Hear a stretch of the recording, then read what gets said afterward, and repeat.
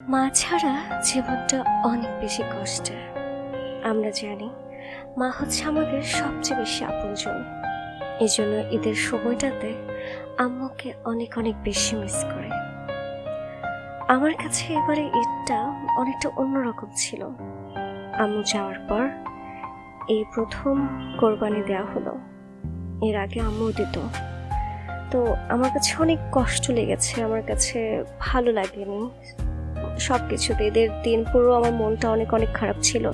তারপর কাউকে বুঝতে দিইনি, সবসময় মুখে হাসি রেখে চলেছে। কিন্তু প্রতিটা সেকেন্ড, প্রতিটা মুহূর্ত আমি আমার আম্মুকে অনেক অনেক বেশি মিস করেছি। আসলে স্পেশাল কিছু দিন থাকে যে দিনগুলোতে যার মানে সে একমাত্র বুঝবে তার কেমন লাগে। মানুষের জীবনটা আসলে অনেক বেশি কষ্টের। আমার ভাই, বোন, ভাগ্নি, ভাতিজি সবাইকে নিয়ে ঈদ কাটিয়েছি।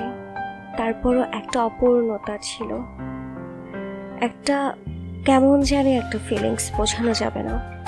সব কিছুই মনে হয়েছে যে কেমন জানি অদ্ভুত।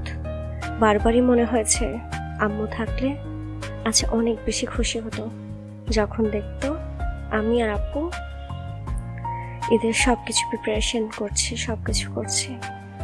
এটা আমার ভাগ্নি অলওয়েজ হ্যাপি থাকেন, চাই হ্যাপি থাকুক সবাই। বাট ভিডিও করার সময় যখনই কোরবানির গোশত আসে সবচেয়ে বেশি আমি আম্মুকে মিস করেছি।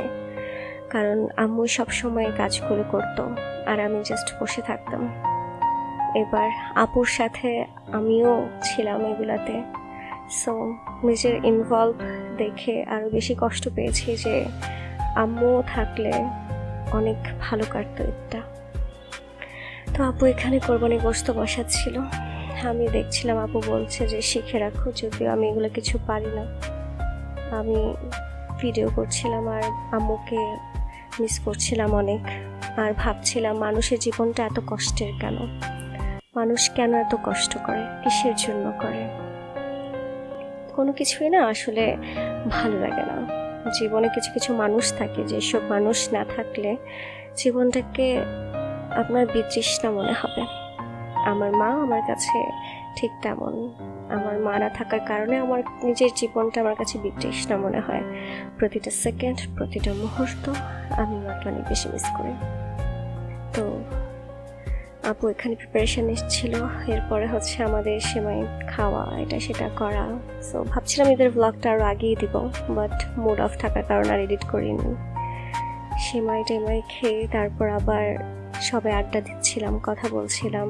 এরপর আবার রোস্ট রান্না করা হয়েছে, এটা আপু রান্না করেছে সব কিছু, যদিও আমি জাস্ট আপুর সাথে সাথে ছিলাম। পোলাও, সব কিছু মিলে সব কিছুই ছিল, জাস্ট একটা অপূর্ণ ছিল, সেটা হচ্ছে আমার মা।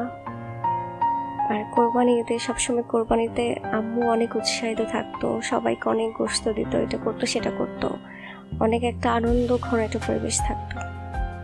তো এবার সেই জিনিসটা অনেক অনেক বেশি মিস করেছি। পরে মুড ভালো করার জন্য একটু সাজুগুজু করেছি, যদিও কোথাও বের হয়নি, বাট এই তো এভাবেই কেটে গেছে আমার ঈদ, আর কিছুই না। দেখা হবে নেক্সট কোনো ভ্লগে।